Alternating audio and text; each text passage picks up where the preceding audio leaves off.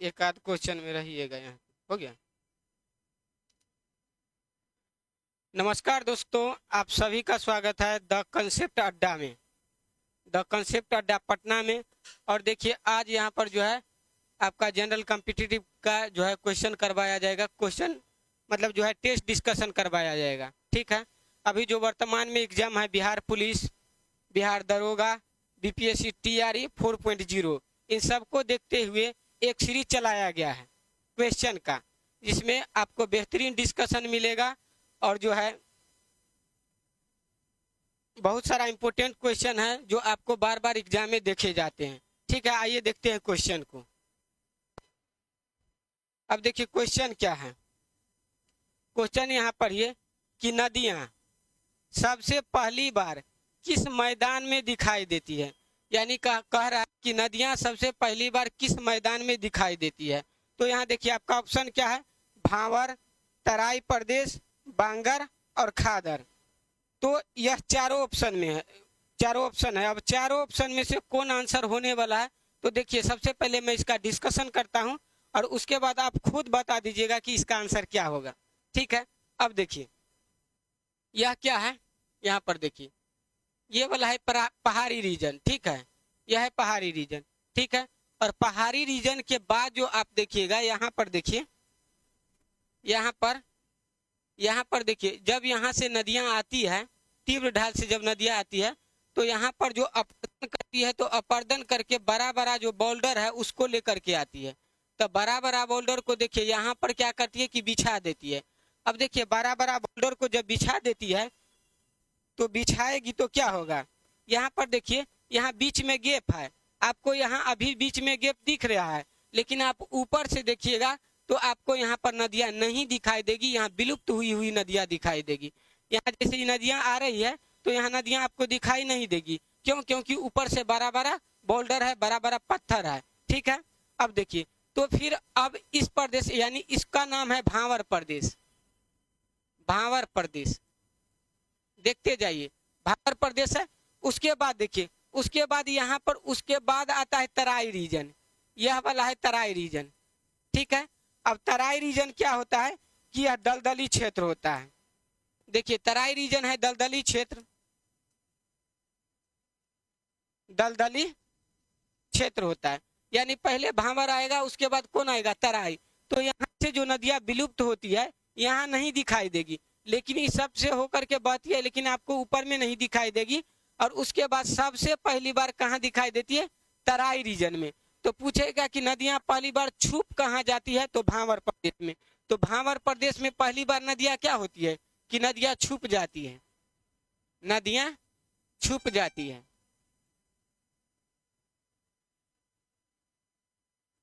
तो दिखाई कहाँ देती है, तो दिखाई देती है तराई प्रदेश में।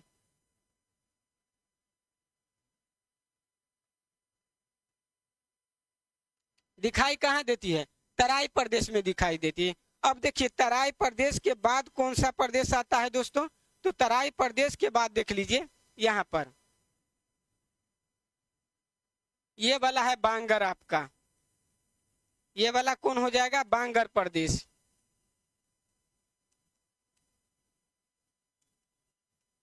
उसके बाद जो है, उसके बाद क्या होगा, खादर, ये वाला देखिए खादर,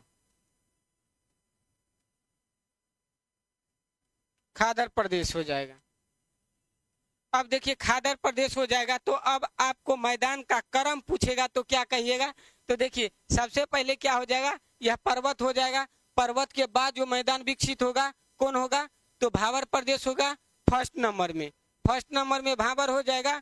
2 में क्या हो जाएगा, आपका जो है तराई हो जाएगा। उसके बाद दोस्तों खादर नहीं होगा, बांगर होगा, इस बात को ध्यान में रखिएगा। उसके बाद थर्ड नंबर पर क्या हो जाएगा, बांगर होगा। अब फोर्थ नंबर पर क्या होगा, खादर होगा।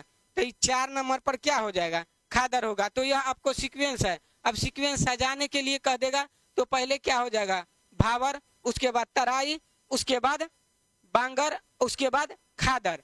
तो यह क्रम भी आपका हो गया, ठीक है। तो इसका आंसर क्या होगा कि नदियां कहाँ पर दिखाई देती है, तो सबसे पहली बार देखिए यहाँ पर तराई में दिखाई देती है, ठीक है। कहाँ छुप जाती है नदियां, तो भांवर में छुप जाती है। अब चलिए नेक्स्ट क्वेश्चन को देखते हैं।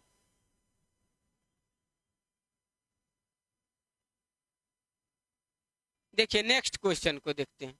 नेक्स्ट क्वेश्चन क्या है, इसको पढ़िए। नींद की क्रिया को नियंत्रण किस ग्रंथि के द्वारा किया जाता है। अब देखिए यहाँ कहा जाता है कि नींद की क्रिया को किस ग्रंथि के द्वारा नियंत्रण किया जाता है। तो अब बताइए, आप नींद लेते हैं तो अब कभी कभी होता है कि आप समय से सो जाते हैं, आपका टाइम है 5 बजे उठने का, और 5 बजे आप जग जाते हैं, टाइम पर जग जाते हैं। कैसे? तो उसमें कोई ना कोई ग्रंथि है जो उसको बताता है कि तुमको जो है 5 बजे जगना है, ठीक है। तो इसको नियंत्रण कौन करता है, नींद की क्रिया को। तो देखिए नींद की क्रिया को नियंत्रण करता है, तो यहाँ अब देखिए ऑप्शन में क्या है, पीयूष ग्रंथि, थायराइड ग्रंथि, पीनियल ग्रंथि और एड्रीनल ग्रंथि, ठीक है। तो यहाँ पर आपका आंसर क्या हो जाएगा, तो पीनियल ग्रंथि, पीनियल ग्रंथि, ठीक है। अब देखिए, अब आप मस्तिष्क पढ़िएगा तो मस्तिष्क में पढ़िएगा थैलेमस और हाइपोथैलेमस, ठीक है दोस्तों। क्या पढ़िएगा, थैलेमस, थैलेमस, और एक होता है हाइपोथैलेमस। एक होगा थैलेमस और एक होगा हाइपोथैलेमस। अब देखिए यहाँ पर थैलेमस में कौन सा ग्रंथि रहती है, पीयूष ग्रंथि, सॉरी पीनियल, पीनियल ग्रंथि। और हाइपोथैलेमस में कौन ग्रंथि पाई जाती है, तो पीयूष ग्रंथि पाई जाती है। तो हाइपोथैलेमस में कौन सी ग्रंथि पाई जाती है, तो पीयूष ग्रंथि पाई जाती है। और पीनियल ग्रंथि क्या करता है कि नींद की क्रिया को नियंत्रण करता है, नींद की क्रिया को नियंत्रण करता है। कौन, तो कौन है, पीनियल ग्रंथि। अच्छा, पीनियल ग्रंथि को क्या कहा जाता है, बायोलॉजिकल क्लॉक भी इसी को कहा जाता है, बायोलॉजिकल क्लॉक।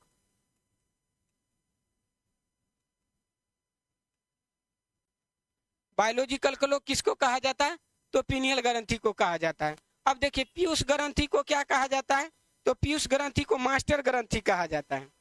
क्या कहा जाता है, मास्टर ग्रंथि।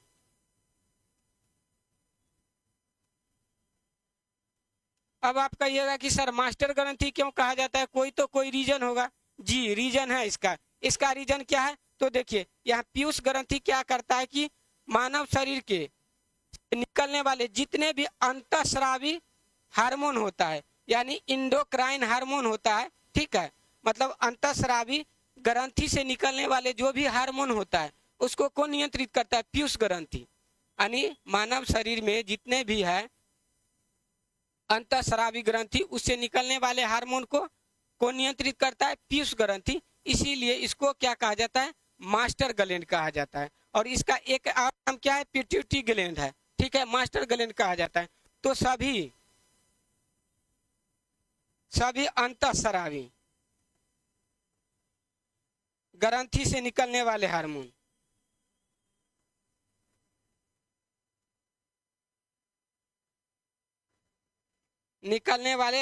को क्या करता है, हार्मोन को नियंत्रित करता है।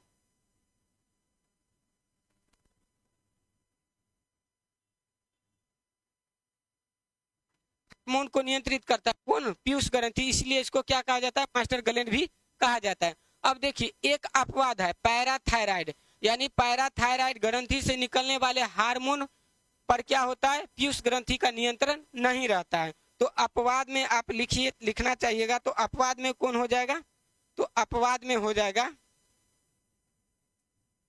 पैराथायराइड, यानी परावटु ग्रंथि, ठीक है, यह हो गया।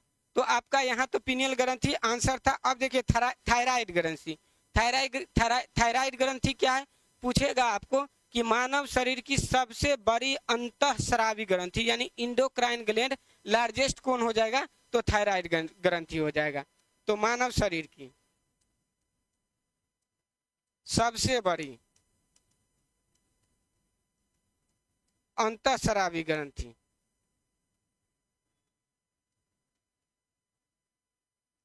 कौन है, आपका थायराइड ग्रंथि।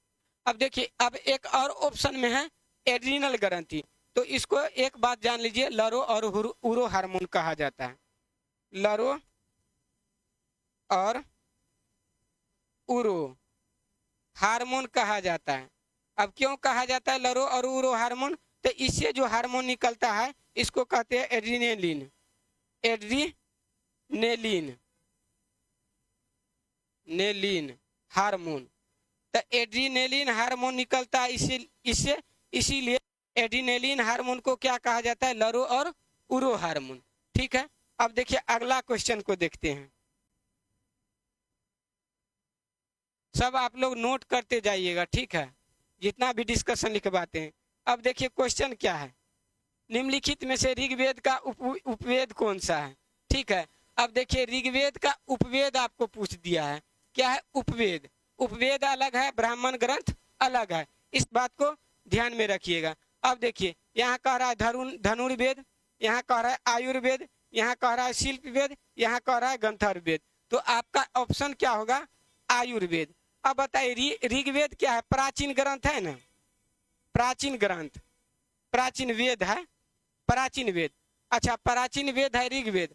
अब यदि आप उपचार में जाइएगा तो प्राचीन उपचार क्या है? आयुर्वेद है। कहता है ना कि आयुर्वेद यानी जड़ी बूटी वाला, वह क्या है?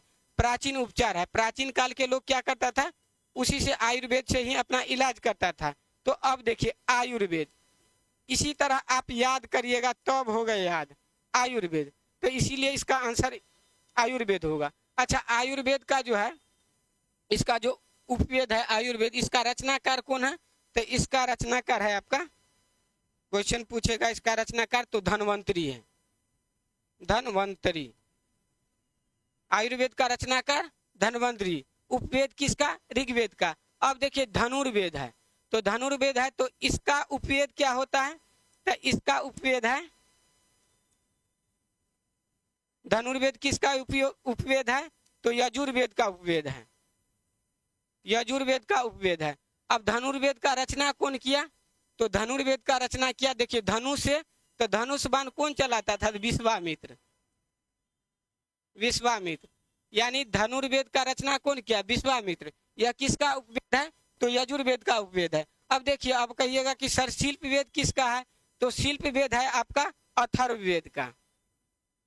अथर्ववेद का क्या है? शिल्प वेद। अच्छा, शिल्प वेद का रचनाकार कौन है? तो रचनाकार है विश्वकर्मा। ठीक है, मकान दुकान कौन बनाता है? यानी कंस्ट्रक्शन का काम विश्वकर्मा, यानी शिल्प करने का काम कौन करेगा? तो विश्वकर्मा। इसीलिए शिल्प वेद किसका है? विश्वकर्मा। अब देखिए गंधर्व वेद है, तो गंधर्व वेद को यदि आप जानिएगा तो गंधर्व वेद किसका है? तो यह है साम वेद का। देखिए याद करने का तरीका क्या है, इस साम वेद का उपवेद कौन है? गंधर्व वेद है। और साम वेद का उपवेद यदि गंधर्व वेद है तो साम वेद में क्या होता है? गीत आ रहा है, गायन शैली है, गीत है। आप सीधा सा जान लीजिए कि गीत है, गायन शैली है। अच्छा, गायन शैली पर कोई ना कोई नाचेगा, तो यहाँ पर क्या है कि यहाँ पर है भरत मुनि इसका रचना, भरत मुनि। ठीक है, गंधर्व वेद का रचना की कौन किया? तो भरत मुनि। ठीक है, अब यह सब आपका डिस्कशन हुआ। ठीक है, अब अगला क्वेश्चन को देखते हैं। सब डिस्कशन आपको लिखना है। चौथा क्वेश्चन देखिए। अब देखिए चौथा क्वेश्चन में क्या है कि जी का मान सबसे क्या कह रहा है? कम कहाँ पर होता है, यानी जी का मान सबसे कम कह रहा है कहाँ पर होता है।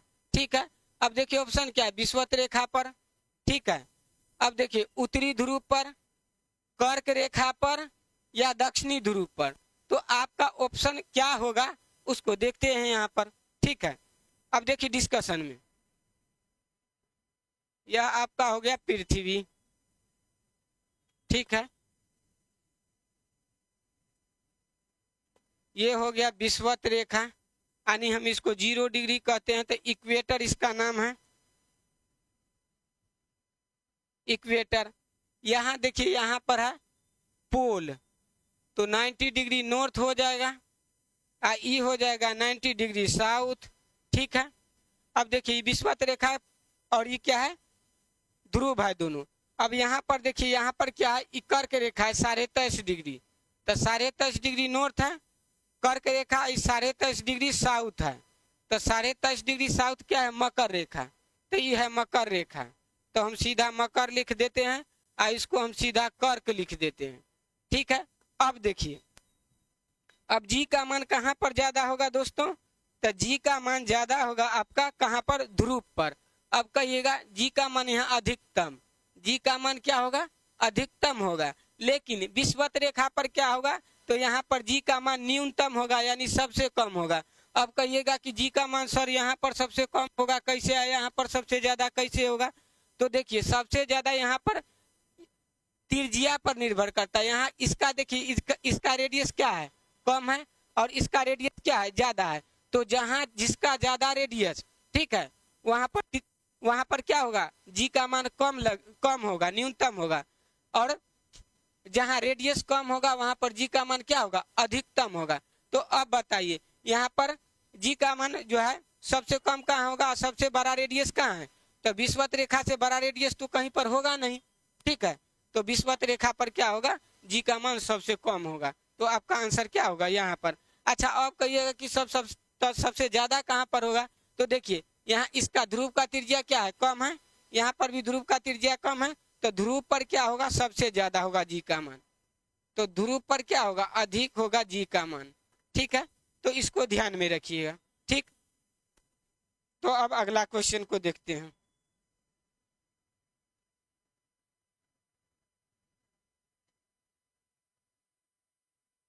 अब देखिए, अब यहाँ क्वेश्चन क्या कह रहा है कि निम्नलिखित में से सबसे अधिक उष्मीय मान, सबसे अधिक उष्मीय मान किसका होता है? यहाँ आपका हीलियम है, हाइड्रोजन है, आर्गन है और नाइट्रोजन है। तो दोस्तों, आप पढ़े होंगे कि भविष्य का ईंधन किसे कहा जाता है? आवारा तत्व किसे कहा जाता है? तो भविष्य का ईंधन किसे कहा जाता है? तो हाइड्रोजन को कहा जाता है। भविष्य का ईंधन किसको कहा जाता है? तो हाइड्रोजन। हाइड्रोजन, तो हाइड्रोजन कहा किसको कहा जाता है? तो यही आपका सबसे ज्यादा उष्मीयमान इन सब में से किसका होगा? हाइड्रोजन का होगा। अब देखिए हीलियम, हीलियम क्या है? सबसे हल्की, सबसे हल्की अक्रिय गैस है, अक्रिय गैस। ऐसे पूछ देगा सबसे हल्की गैस, तो हाइड्रोजन होगा सबसे हल्की गैस। तो सबसे हल्की गैस कौन हो जाएगा? हाइड्रोजन। अक्रिय गैस में कौन हो जाएगा? हीलियम। इसको क्या कहा जाता है? भविष्य का ईंधन।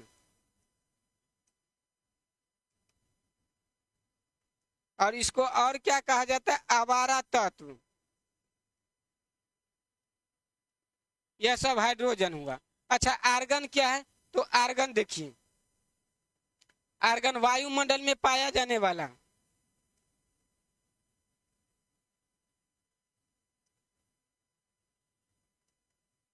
पाया जाने वाला अधिकतम अक्रिय गैस है। यानी कौन अक्रिय गैस वायुमंडल में अधिकतम पाया जाता है? तो आपका आर्गन हो जाएगा। अच्छा, इलेक्ट्रिक बल्ब में कौन सा गैस भरा जाता है? तो आर्गन भरा जाता है। ठीक है, उसके बाद देखिए नाइट्रोजन, तो वायुमंडल में सबसे अधिक, वायुमंडल में सबसे अधिक, सबसे अधिक पाया जाने वाला, सबसे अधिक पाया जाने वाला गैस कितना परसेंट दोस्तों पूछता है? तो 78%। तो यह है आपका इस क्वेश्चन का डिस्कशन। सब नोट करिएगा, सभी क्वेश्चन जो है विभिन्न एग्जाम में पूछा गया क्वेश्चन है। आपका बिहार पुलिस हो, बिहार दरोगा हो, बीपीएससी टीआरई हो, बीपीएससी हो, 71 हो, सब में काम आ जाएगा। ठीक है, कोई भी कॉम्पिटिटिव एग्जाम को दे दीजिए आप इसको देख करके। ठीक है, अगला क्वेश्चन देखते हैं।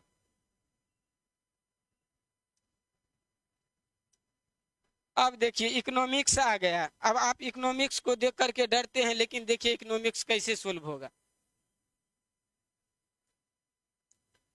तो अब देखिए इकोनॉमिक्स कैसे सोल्व होगा।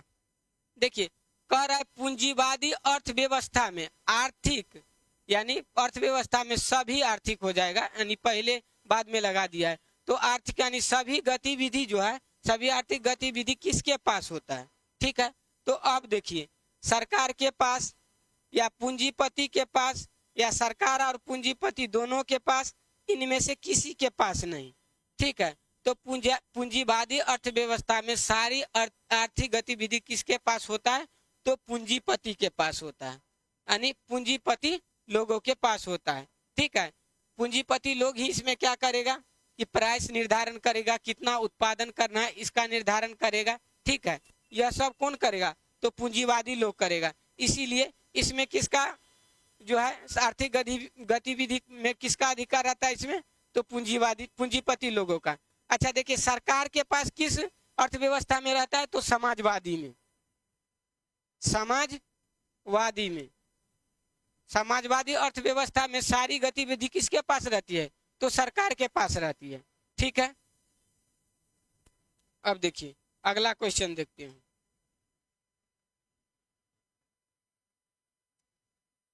अब देखिए यहाँ आप एनिमल किंगडम से क्वेश्चन है, तो बताइए परवाल निम्नलिखित में से किस संघ का जंतु है? परवाल के बारे में पूछ रहा है, इंग्लिश में कहे तो कोरल। ठीक है, तो कोरल, देखिए कोरल किसका जंतु है? तो सिलेंट्रेटा संघ का जंतु है। ठीक है, यह उष्णकटिबंधीय क्षेत्र में आपको कोरल दिखाई देगा। ठीक है, अब सबसे पहले देखिए परवाल को देखते हैं। ठीक है, परवाल यानी परवाल। अब देखिए परवाल, परवाल क्या है? तो आप समझ रहे हैं कि सिलेंट्रेटा संघ का जंतु है। देखिए इसका खोल, इसका खोल किसका बना रहता है? खोल CaCO3 यानी कैल्शियम कार्बोनेट का खोल बना रहता है। अच्छा, खोल क्या होता है इसका? जल में अघुलनशील रहता है, जल में अघुलनशील। जल में क्या होता है? अघुलनशील होता है। तो अघुलनशील होता है यानी यह घुलेगा नहीं। उसके बाद देखिए परवाल कैसा जंतु है? अचल जंतु है। अचल यानी यह क्या करेगा? मूवमेंट नहीं करेगा। मूवमेंट क्या करता है? नहीं करता है। तो अब मूवमेंट नहीं करेगा तो इसका मतलब है क्या? एक ही जगह पर रहेगा, और एक ही जगह पर रहेगा तो मरेगा भी, और मरेगा तो इसका खोल किसका बना है? तो कैल्शियम कार्बोनेट का बना है। यानी सब कैल्शियम कार्बोनेट क्या हो जाएगा? एक ही जगह क्या होगा? इकट्ठा होगा, क्योंकि परवाल तो कहीं मूवमेंट करता नहीं है। और यही क्या करता है कि यह द्वीप का निर्माण कर लेता है, एक द्वीप का निर्माण कर लेता है। और यही द्वीप तो है आपका क्या? लक्षद्वीप। भारत में यही द्वीप है क्या? लक्षद्वीप। तो देखिए यह परवाल का जो है आपका क्या है? द्वीप है। अब देखिए इसमें ऑर्थोपोडा, ऑर्थोपोडा क्या है? जंतु जगत का सबसे बड़ा संघ है।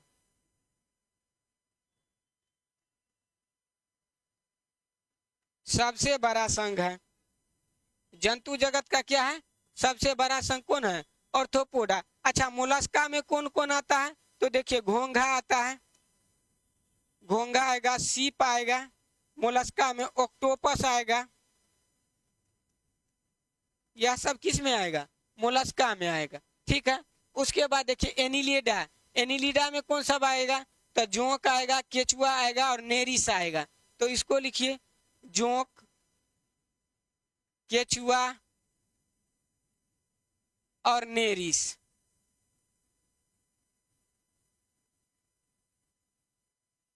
तो अब जाइए इसको पढ़ के कोई एग्जाम में। ठीक है, अब अगला क्वेश्चन को देखते हैं। जितना डिस्कशन लिखाते हैं सब नोट कीजिएगा। अब अगला क्वेश्चन क्या है आपका? हाँ देखिए, निम्नलिखित में से पीर पंजाल श्रेणी किस हिमालय का पार्ट है? यानी पीर पंजाल श्रेणी के बारे में पूछ रहा है कि किस हिमालय का पार्ट है। आपका ऑप्शन देखिए, ट्रांस हिमालय है, महान हिमालय है, मध्य हिमालय है, अब शिवालिक हिमालय है। सब में हिमालय लगा है, तो आप चूज कीजिए। तो आप इसको चूज नहीं कीजिए, अब समझिए, देख लीजिए। यहाँ पर देखिए, यह क्या है आपका?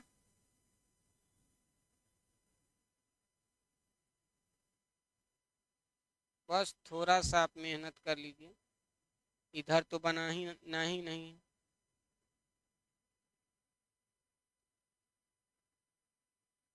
यह है। अब देखिए,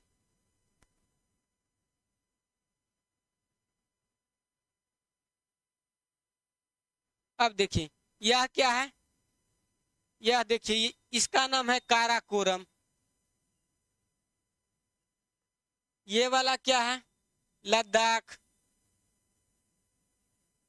यह वाला क्या है? जास्कर। और यहाँ जो है तिब्बत में, चाइना में है, इसका नाम क्या है? कैलाश। अब देखिए कैलाश, ये चारों है कौन? काराकोरम, लद्दाख, जास्कर, कैलाश। यह क्या है? किसका पार्ट? तो ट्रांस हिमालय का पार्ट है, ट्रांस हिमालय का, ट्रांस हिमालय का पार्ट है। तो इसका मतलब पीर पंजाल तो इसमें आया नहीं, तो ट्रांस हिमालय, हिमालय आपका नहीं होगा। अब आइए चलते हैं महान हिमालय में। तो यहाँ से देखिए ऐसे करके यह है आपका महान हिमालय वाला पार्ट, यहाँ पर इस टाइप से है, इस टाइप से रहता है। तो ये ऊपर वाला क्या है? आपका महान हिमालय, महान हिमालय। उसके बाद ये बीच वाला भाग क्या है? तो इसका नाम है मध्य हिमालय, या इसी को आप लघु हिमालय कहते हैं, मध्य या लघु। उसके बाद सबसे नीचे वाला है शिवालिक, सबसे नीचे वाला क्या है? शिवालिक। तो अब आपका जो है पीर पंजाल आएगा तो कहाँ आएगा? तो पीर पंजाल आपका जो है किसका पार्ट है? तो पीर पंजाल आपका है मध्य हिमालय का पार्ट, यानी लघु हिमालय का पार्ट। यहाँ आप जम्मू कश्मीर में देखिएगा तो यह पार्ट वाइज में बटा है। पीर पंजाल है, धौलाधर है, नाग टिब्बा है, मसूरी है। ठीक है, पीर पंजाल, धौलाधर, नाग टिब्बा और मसूरी। तो पीर पंजाल, धौलाधर, नाग टिब्बा और मसूरी। तब पीर पंजाल किसका भाग है? यह है पीर पंजाल। तब पीर पंजाल किसका भाग है? तो आपका है मध्य हिमालय का भाग। ठीक है, और महान हिमालय में तो आपका देखिए कंचनजंगा है, सब है। ठीक है, माउंट एवरेस्ट है, यह सब है।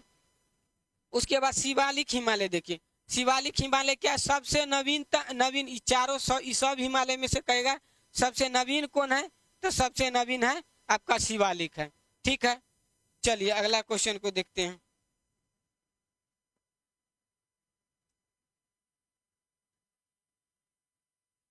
अगला क्वेश्चन देखिए, अगला क्वेश्चन क्या कर रहा है कि प्रांतों में द्वैत शासन निम्नलिखित में से किस अधिनियम के द्वारा लगाया गया?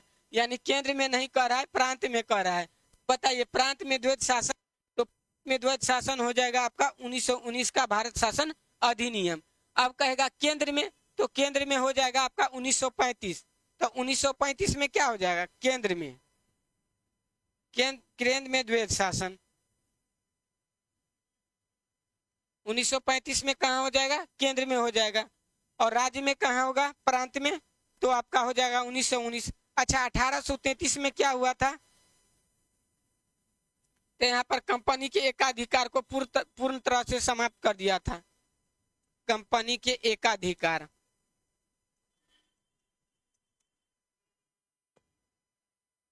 को पूरी तरह से समाप्त,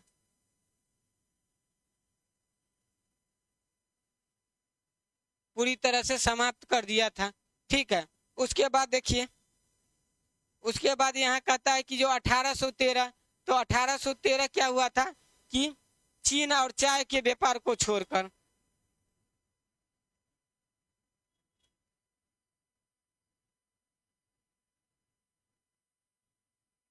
यानी अधिकार सीमित कर दिया। किसका? तो कंपनी का, ईस्ट इंडिया कंपनी का अधिकार सीमित कर दिया। किसका किसका रहा? तो चीन और चाय के व्यापार का अधिकार क्या हुआ कि यहाँ पर रहा। ठीक है, तो यह आपका जो है इतना सारा क्वेश्चन यहाँ पर है।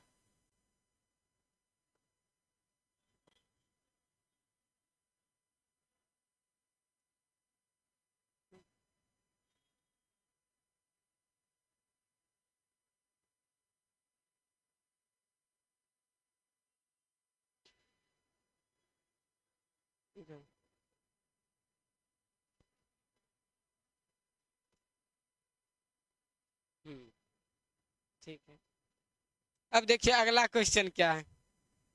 अगला क्वेश्चन है कि प्रस्तावना की भाषा किस देश के संविधान से लिया गया है? तो प्रस्तावना की भाषा किस देश के संविधान से लिया गया? तो देखिए आपका फर्स्ट ऑप्शन अमेरिका है, जबकि अमेरिका नहीं होगा, यह फंसाने के लिए दिया है।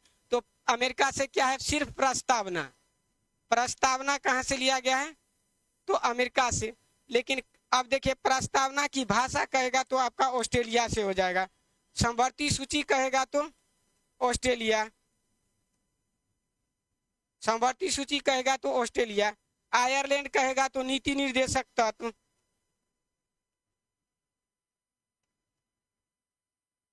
नीति निर्देशक तत्व कहाँ से लिया गया? तो आयरलैंड के संविधान से लिया गया। अच्छा, कनाडा से क्या लिया गया? तो कनाडा से संघ की प्रक्रिया। संघ की प्रक्रिया कहाँ से लिया गया? तो कनाडा से लिया गया। ठीक है, तो अब देखिए अगला क्वेश्चन को देख लेते हैं। देखिए 10वां नंबर क्वेश्चन था आपका 11वां। अब देखिए कह रहा है कि क्वेश्चन क्या कर रहा है, फारस की खाड़ी से निम्नलिखित में से कौन सा देश क्या करता है कि सीमा बनाता है? तो अब फारस की खाड़ी सबसे पहले देखना होगा कि कहाँ है। तो देखिए फारस की खाड़ी हम आपको मैप पर दिखा रहे हैं, यहाँ देखिए।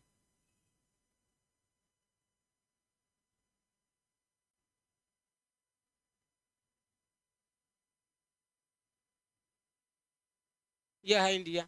यह देखिए यह है अरब प्रायद्वीप, अरब प्रायद्वीप है। यहाँ देखिए ये वाला जो है, ये वाला है लाल सागर।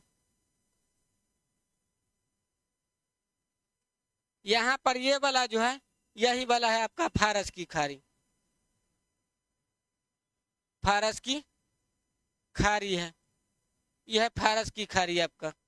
ठीक है, अब देखिए यहाँ पर क्या है, यहाँ पर देखिए यूएई है, यूएई। ठीक है, उसके बाद यहाँ पर है कतर। यहाँ पर देखिए यहाँ पर बहरीन है। यहाँ पर क्या, कुवैत है। यहाँ पर क्या है, कुवैत है। ठीक है, और यहाँ पर क्या है, इराक है। यहाँ पर क्या है, ईरान है। तो अब देखिए क्या है, यहाँ पर क्या, कतर आपका हो गया, बहरीन हो गया, कुवैत हो गया, ईरान हो गया, इराक हो गया, ईरान हो गया। और यहाँ पर ऐसे है, यह ओमान, ओमान है। तो अब बताइए, अब यहाँ पर होगा कौन? तो एगो हम आपको बताए कि बहरीन, तो यहाँ पर क्या है, बहरीन है। अमेरिका तो नहीं होगा, ऑस्ट्रेलिया नहीं होगा, आयरलैंड नहीं होगा। कौन कौन होगा? ओमान है, उसके बाद यूएई है, उसके बाद कतर है, उसके बाद बहरीन है, उसके बाद इराक है, और एक बगल क्या है, पूरा ईरान है। अब अगला क्वेश्चन देखते हैं, चलिए।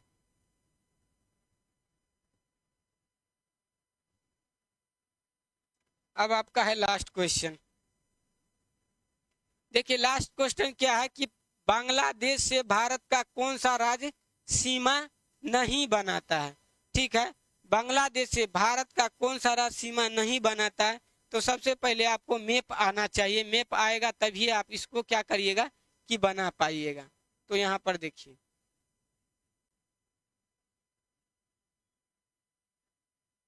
यहाँ पर आप मैप देख लीजिए।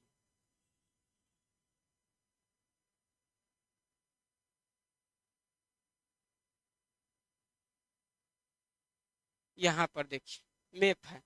अब देखिए ये वाला पार्ट जो यहाँ से लेकर के ऐसे है आपका यहाँ तक, यह है अरुणाचल प्रदेश, इस टाइप से है, यह अरुणाचल प्रदेश है। ठीक है, अब देखिए यहाँ पर क्या है, इस टाइप से है। यहाँ पर क्या है, ये तो अरुणाचल प्रदेश हो गया, या ये है नागालैंड, नागालैंड। अब यहाँ पर ऐसे है, ये है मणिपुर, ये है आपका मिजोरम, देखते जाइए। ये वाला है आपका त्रिपुरा, ये है पश्चिम बंगाल यानी WB। अब देखिए यहाँ से जो है, ये वाला है आपका मेघालय का एरिया, ये है क्या, मेघालय, यह है मेघालय। ठीक है, और यहाँ से देखिए ऐसे है, ऐसे है आपका पश्चिम बंगाल, ये वाला एरिया आपका पश्चिम बंगाल, इधर हो गया पश्चिम बंगाल हो जाएगा। तो यहाँ देखिए असम का पार्ट बांग्लादेश से लग रहा है, तो असम हो जाएगा। ठीक है, उसके बाद मेघालय लग रहा है, तो मेघालय हो जाएगा। त्रिपुरा लग रहा है, देखिए त्रिपुरा, पूछेगा बांग्लादेश तीनों ओर से कौन राज्य को घेरता है भारत का? तो वो हो जाएगा आपका तीनों ओर से, तीनों ओर से हो जाएगा, तो त्रिपुरा हो जाएगा। तीनों ओर से किसको घेरता है? तो त्रिपुरा को घेरता है। अब देखिए आ रहा है सिक्किम, सिक्किम नहीं होगा, सिक्किम ऐसे है, ये वाला है सिक्किम। तो ये सिक्किम है। और यहाँ तक देखिए असम आ जाता है, पश्चिम बंगाल इधर से इतना है, पश्चिम बंगाल ये वाला एरिया, ये वाला सिक्किम है। तो सिक्किम सीमा नहीं बनाता है, मेघालय बनाता है, त्रिपुरा बनाता है, मिजोरम बनाता है, ठीक है, और पश्चिम बंगाल बनाता है और असम बनाता है। तो 5 गो कौन कौन है देखिए, असम 1 है, मेघालय 2 है, त्रिपुरा 3 है, मिजोरम 1 हो जाएगा, 1 हो जाएगा पश्चिम बंगाल।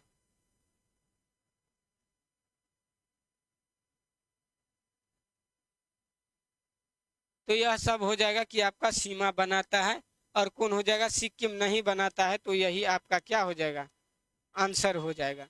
चलिए आज इतना ही क्वेश्चन था, ठीक है। आप लोग रोज बने रहिएगा, चूंकि अब रोज आपका जो है यही वो इम्पोर्टेंट क्वेश्चन का आपको डिस्कशन मिलेगा। देखते रहिए। बहुत बहुत धन्यवाद।